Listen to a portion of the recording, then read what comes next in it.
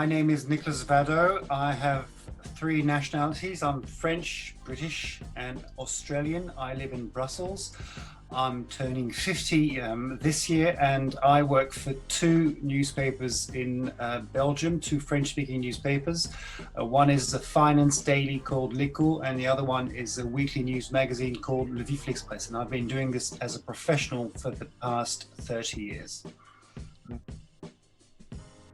My work is about putting the world at a certain distance to make it a little more bearable. So trying to graphically translate the different issues of our time and understand, or at least try to understand what defines us as individuals as well as a society.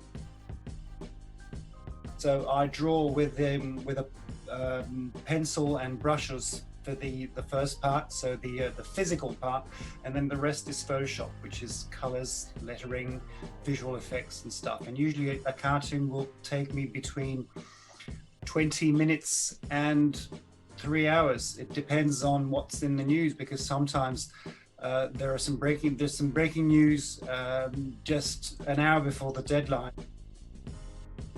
The reactions are quite positive, otherwise I wouldn't be in the business anymore.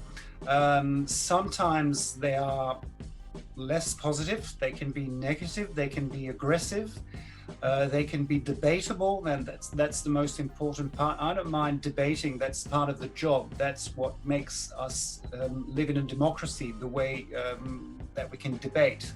And so I'm not against debating at all, as long as people keep respect in mind. The skills you need are mostly intellectual rather than artistic, because the artwork is secondary in my job.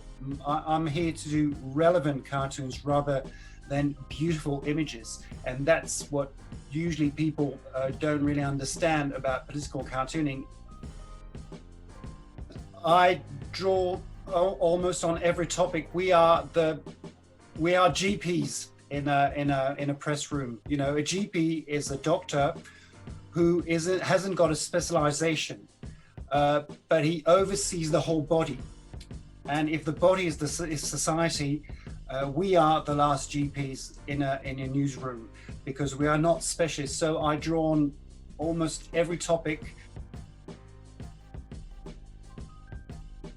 I had to explain to my children what confinement was about.